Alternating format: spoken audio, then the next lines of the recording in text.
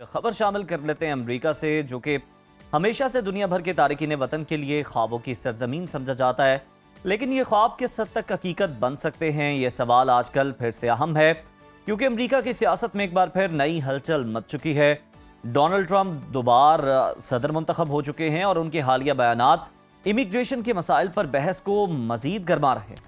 बिल्कुल उज़ैर, और ट्रंप ने ऐलान किया है कि वो अपनी सदारत के पहले दिन पैदाइशी शहरियत के कानून को ख़त्म करने का एग्जेक्टिव ऑर्डर जारी करके गैर कानूनी तारकीन वतन के दाखिले को सिफर तक लाने के लिए हर मुमकिन इकदाम करेंगे।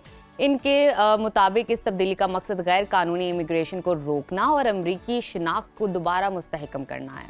लेकिन नजफ, अमेरिका के लिए ये तब्दीली इतनी भी आसान नहीं होगी जितनी ये बयानात के जरिए जो है ना बताने की कोशिश की जा रही है। बिल्कुल, क्योंकि अमेरिका की 14वीं आईनी तरमीम के तहत हर वो बच्चा जो अमेरिकी सरजमीन पर पैदा हो वो खुद ब खुद अमेरिकी शहरी बन जाता है। और उसके अलावा ये मसला सिर्फ कानूनी ही नहीं है, बल्कि हम अगर इसे देखें तो इसके समाजी इक्तसादी पहलू भी है। इस कानून के तहत अमेरिका में 55 लाख से जायद बच्चे ऐसे हैं जिनके वालिदैन गैर कानूनी तौर पर मुल्क में रहते हैं, लेकिन जनाब वो खुद अमरीकी शहर। आने वाले दिनों में डोनाल्ड ट्रंप अपने इस दावों को किस हद तक हकीकत में बदल सकते हैं, और ये पॉलिसीज सिर्फ गैर कानूनी तारकीन वतन तक ही महदूद रहेंगी या कानूनी तारकीन वतन भी मुतासर हो सकते हैं। इन तमाम पहलू पे बात करने के लिए इस वक्त हमारे साथ मौजूद हैं अमरीकी शहर ऑस्टिन से हमारे नुमाइंदे शकील चौधरी। इनसे बात करते हैं। शकील, वेलकम टू सुनो पाकिस्तान। मुझे ये बताइएगा कि डोनाल्ड ट्रंप के ओहदे सदारत संभालने के बाद अमेरिका की इमिग्रेशन पॉलिसी में किस किस्म की तब्दीलियां तवक्के की जा रही हैं, और इन तब्दीलियों बुनियादी वजूहात आप क्या देखते हैं? जी नजफ, पहली बात तो ये कि ड्यूरिंग इलेक्शन कैंपेन जो डोनाल्ड ट्रंप ने जितने वादे किए अपने वोटर के साथ, और स्पेसिफिकली जो इमिग्रेशन पॉलिसीज पे जो इम्पैक्ट होने वाले चीज़ें हैं वो आइंदा दिनों में हम देख रहे हैं कि इसमें बहुत बड़ी तब्दीली आएंगी। इन पॉलिसी का मरकजी नुक्ता नज़र यही होगा कि जो उनका को अपने इलेक्शन में एक नारा था अमेरिकन फर्स्ट, जिसका मतलब था कि अमरीकी मईशत और कौमी सलामती को अहमियत दी जाएगी। और ये ना सिर्फ गैर कानूनी बल्कि कानूनी दोनों तरह की इमिग्रेशन पॉलिसीज को निशाना बनाया जाएगा, क्योंकि इनकी बड़ी वजह यह है कि जो अमेरिकन वोटर्स हैं और कुछ अनडिसाइडेड वोटर्स हैं जिसमें इनको जो स्विंग रियासतों में कामयाबी मिली, उसकी बड़ी वजह यह भी थी कि उनका ख्याल है कि गैर कानूनी तारकीन वतन जो है अमरीकी अवाम के वसाइल पर बोझ है और इनकी मौजूदगी में इनके मुल्क की कवानीन की खिलाफ वर्जी है। तो इस वजह से ये, क्योंकि पिछले 4 साल से या 5 साल से अमेरिका को एक बहुत बड़ी जो चैलेंजेस थे, इकोनॉमिक चैलेंजेस थे, लोकल सतह पे जो जॉब अवेलेबिलिटी का इशू था, जॉब नहीं थी, जो महंगाई थी वो काफी ज्यादा आसमान को छू रही थी कि एक आम आदमी के लिए अपनी रोजमर्रा के अखराजात को पूरा करना मुश्किल हो गया। तो वो समझ रहे थे कि तारकीन वतन जो है ना वो इसकी बड़ी वजह है, जो इलीगल तारकीन वतन है। तो इसमें वो गैर कानूनी इमिग्रेशन के खिलाफ सख्त इकदाम करेंगे।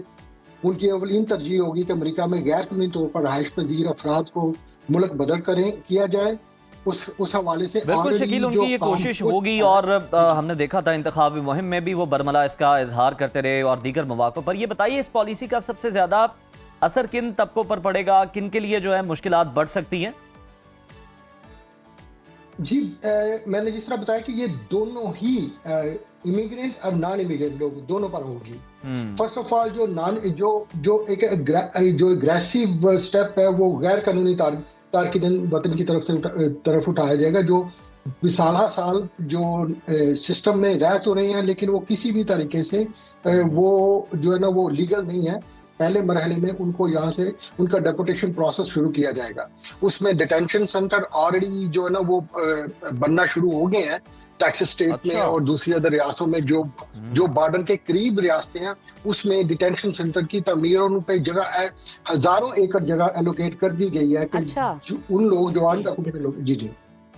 अच्छा, मुझे ये बताइए शकील, आप खुद भी अमेरिका में मुकीम हैं, ये बताइएगा कि ट्रंप इन दावों को कितनी अवामी हमायत हासिल है, लोग कितना सपोर्ट कर रहे हैं इस तब्दीली को, क्योंकि ये काफ़ी फास्ट चेंज देखने में आ रहा है।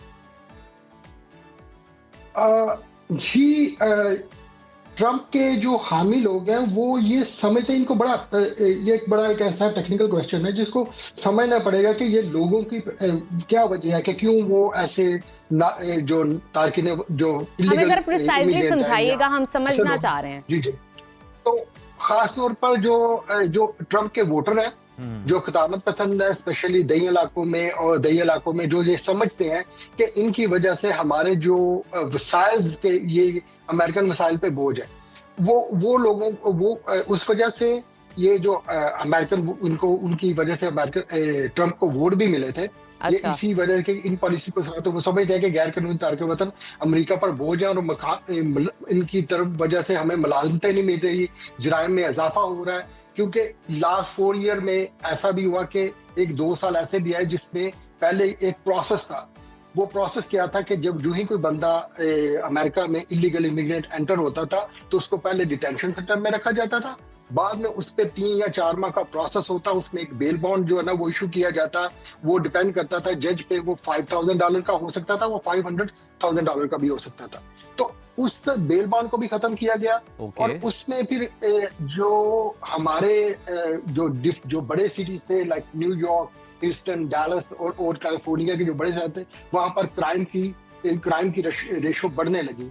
तो वो भी बहुत बड़ा इम्पैक्ट देखा गया। वो भी बहुत बड़ी वजह है कि लोग इस अमेरिकन जो इमिग्रेशन पॉलिसी है उसको रिवाइज करने के लिए बहुत सारे जो ट्रम्प का साथ देने के लिए तैयार है। अच्छा शकील, एक रिपोर्ट को डिस्कस कर लेते हैं। वो ये बताती है कि अमेरिका में 55 लाख से ज्यादा बच्चे ऐसे हैं जिनके वालिदैन तो गैर कानूनी तौर पर अमेरिका में रहते हैं, लेकिन वो खुद अमरीकी शहरी हैं क्योंकि वो वहीं पे पैदा हुए हैं। तो नई जो पॉलिसीज होंगी उनके निफाज के बाद इन बच्चों का क्या होगा? कोई अदालतों से इनके पेरेंट्स के लिए रिलीफ की राह निकल सकती? नहीं, ये पहले भी होता रहा है। ये कोई ऐसी कोई नई बात नहीं है, ये पहले भी होता रहा है, लेकिन अभी थोड़ा ज्यादा अग्रेसिव तरीके से होगा। तो उनका या तो वो वालिदैन जो है ना वो अपने बच्चों को साथ लेकर जाएंगे अपने जो आबाई मुल्क में, तो या फिर उनको फोस्टर केयर सिस्टम में जो है ना वो वहां पर भेज दिया जाएगा। जो एक फोस्टर केयर सिस्टम होता है कि कोई भी एक फैमिली बच्चों को अडॉप्ट कर लेती है, उसका जो जितना भी एक्सपेंडिचर है वो गवर्नमेंट जो है ना वो बेयर करती है, उनको पे कर, जिसपे काफी ज्यादा ये इकोनॉमिकल बोझ भी बढ़ सकता है जो लोकल सिस्टम पर गवर्नमेंट पे। तो इसके अलावा उनका ऑब्वियसली तालीम और सेहत पर जो वालिदैन बगैर जो वालिदैन और बच्चे जब एक दूसरे से जुदा होंगे तो उसमें काफी एक वो क्या कहते हैं कि जज्बाती लम्हात भी होंगे, लेकिन ये फैक्ट है कि उन बच्चों को या तो वालिदैन को साथ लेकर जाना पड़ेगा या फिर उनको फोस्टर केयर होम में रेफर कर दिया जाएगा। बिल्कुल ठीक। शकील, आपने बड़ा प्रिसाइजली हमें बताया है कि ये क्या सिचुएशन फिलहाल चल रही है, और मुझे ऐसा लगता है कि ये बहुत ही डिफिकल्ट और कॉम्प्लेक्स सिचुएशन है। बहुत शुक्रिया आपके ताउन का।